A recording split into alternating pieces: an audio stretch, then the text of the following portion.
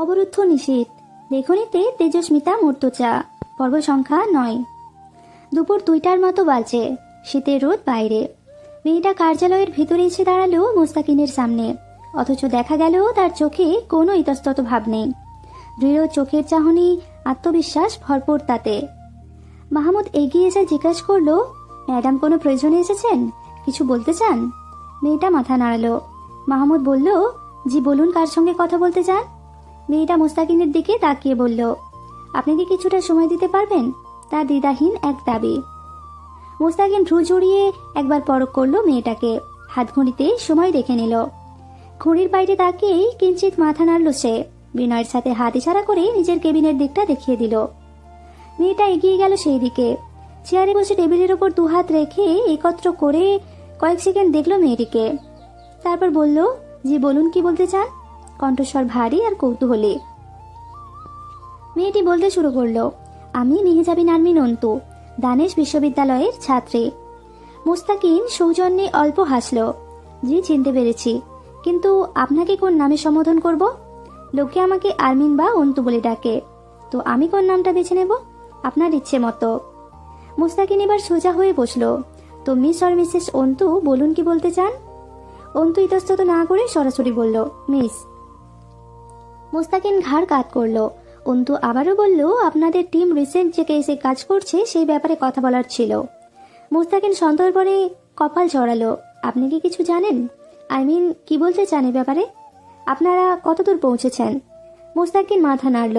Sorry Antu, আমজনতাকে আমাদের তদন্তের ব্যাপারে এইভাবে তথ্য দিতে পারি না।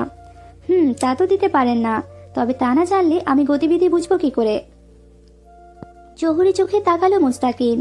আপনি কিসের গতিবিধির কথা বলছেন? কি জানেন খোলাসা করুন, আমি কিছুই বুঝতে পারছি না।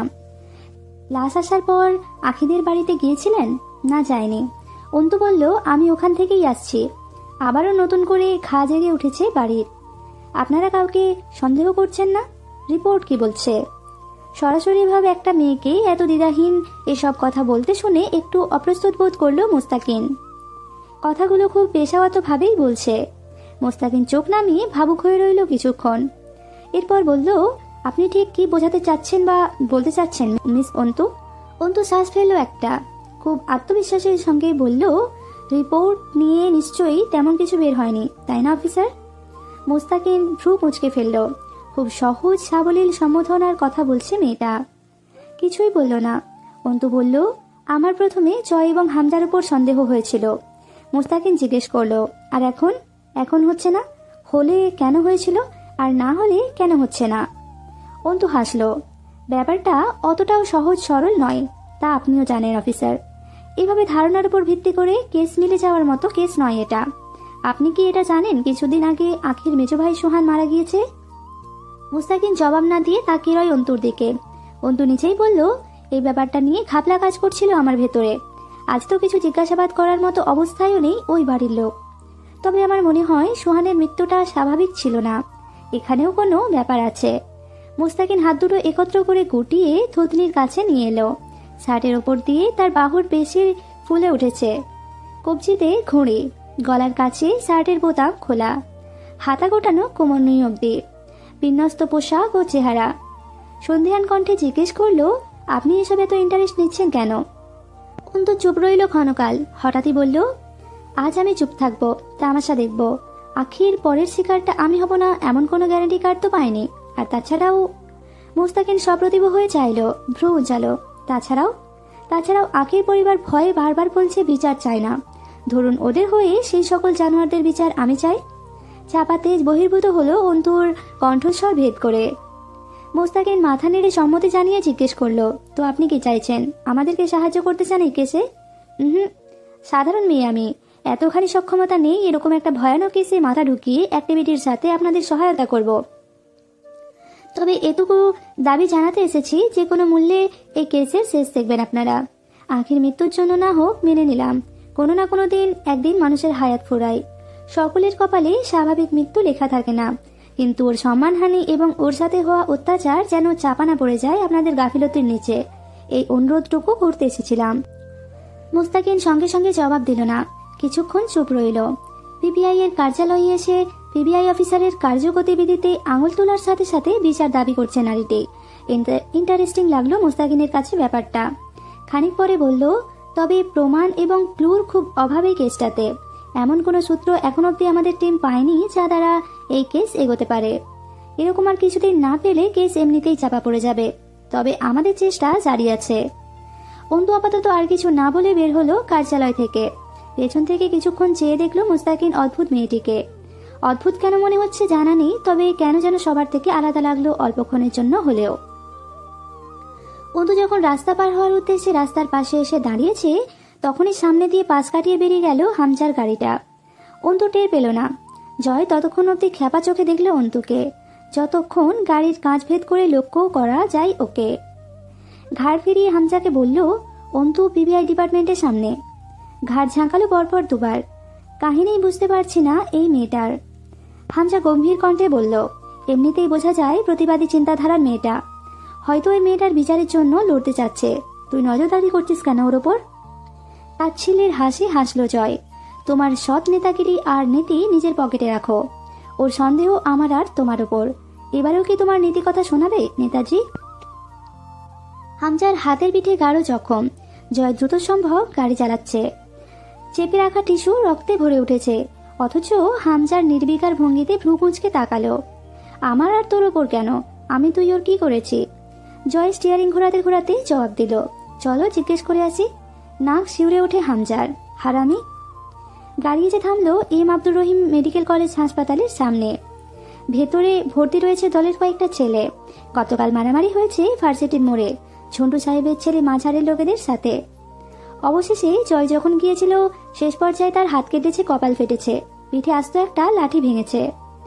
জয়ের টুকটাক ব্যান্ডেজ লাগলেও মাঝহারের ছেলেদের অবস্থা খারাপ। কিন্তু সবচেয়ে বড় আঘাত পেয়েছে হামজার সেক্রেটারি লতিফ। দলের লোকদের হামজা সর্বদা কেবিনেই অ্যাডমিট করায়। আমজনতার ভিড়ে রিস্ক থাকে এসব মামলায়। দুজন গিয়ে বেডের পাশে দাঁড়াতেই লতিফের বউ কাঁদতে কাঁদতে উঠে এলো। এখনো বেহুঁশ লতিফ। লতিফের কোমরের ওপর পেটের বাঁ পাশে ছুরিকাঘাত করা হয়েছে মারামারির কোনো এক সময়ে। রাস্তার পাশে পড়েছিল সে। হামজা অবশ্য নির্বাচনের আগে প্রস্তুত ছিল এসবের জন্য একবার।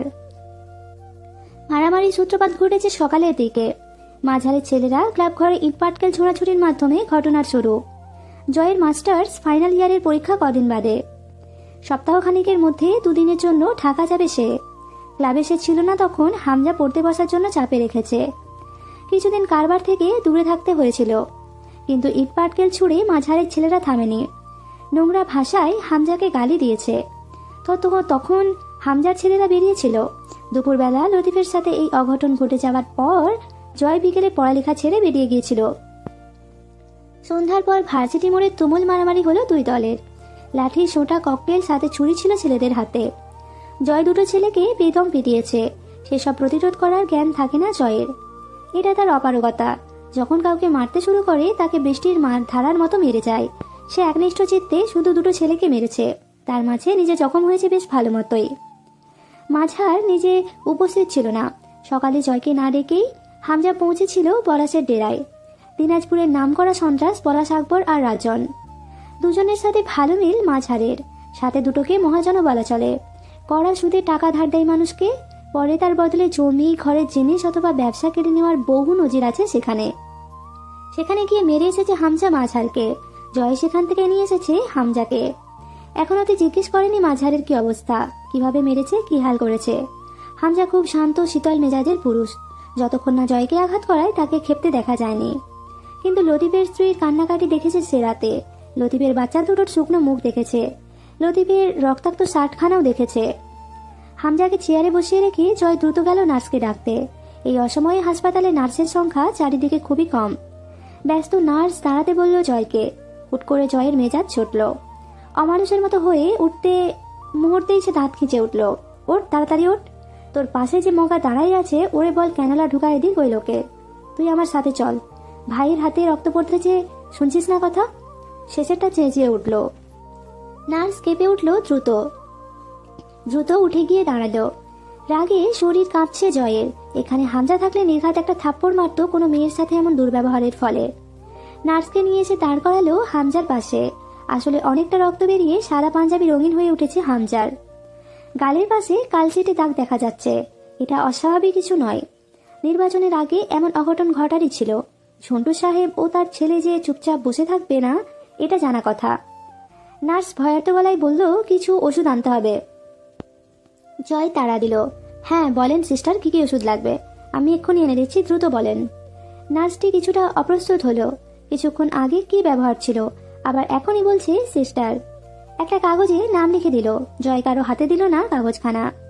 নিজে দৌড়ে বেরিয়ে গেল ওষুধ আনতে। হামজা চেয়ে রইল জয়ের যাবার পথে। নিজের হাতের তালুতে ব্যান্ডেজ জড়ানো, কপালে ব্যান্ডেজ, কোমরে ঘা। সে ছুটছে ভাইয়ের ওষুধ আনতে। হামজা এটাই সবাইকে বোঝাতে পারে না, পুরো পৃথিবীর জন্য জয় আমির জঘন্য এক নাম, সেও মানে, কিন্তু বিশেষভাবে তার জন্য ওই ছেলেটা বিশেষ।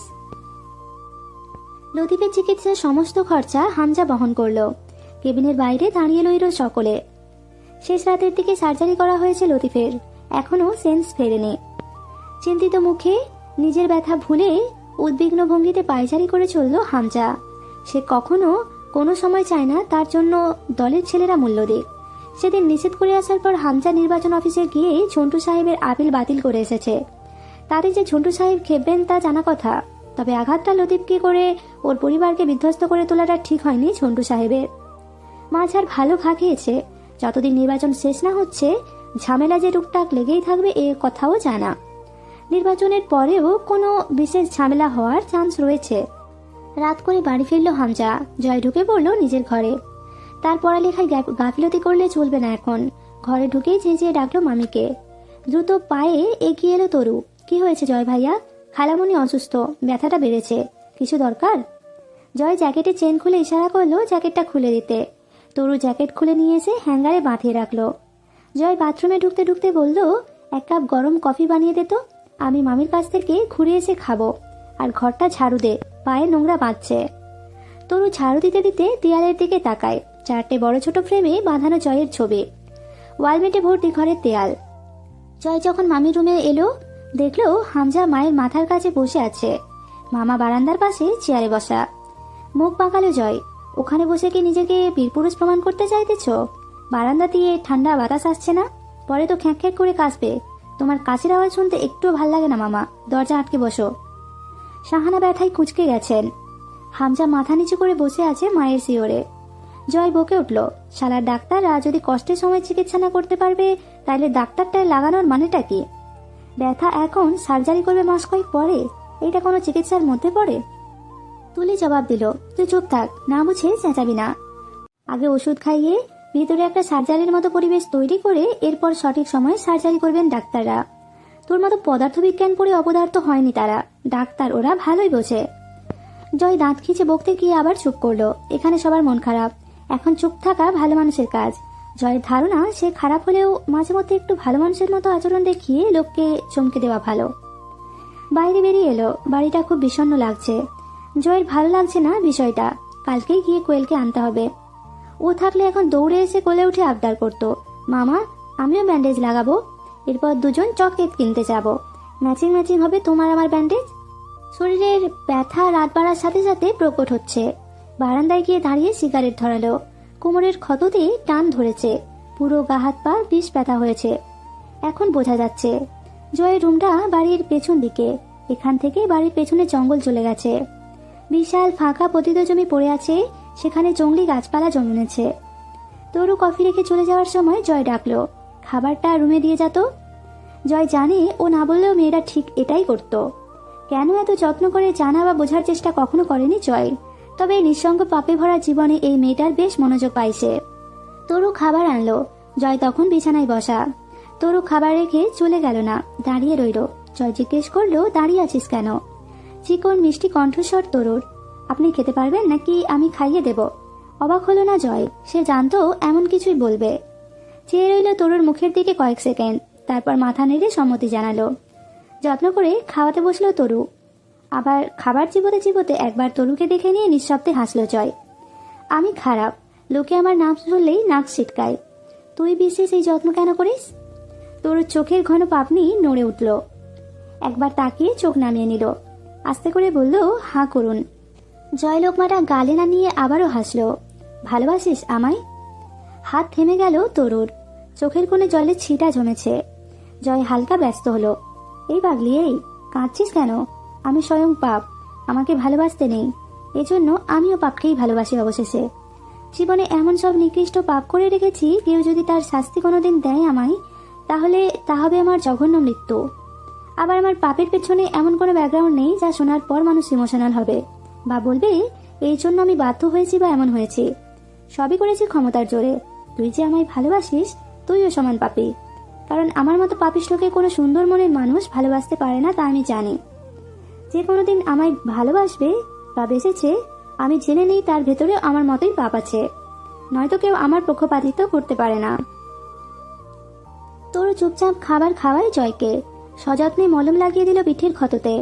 ওষুধগুলো খাইয়ে দিয়ে জয়ের হাতের ঘড়ি শার্টটা খুলে দিল।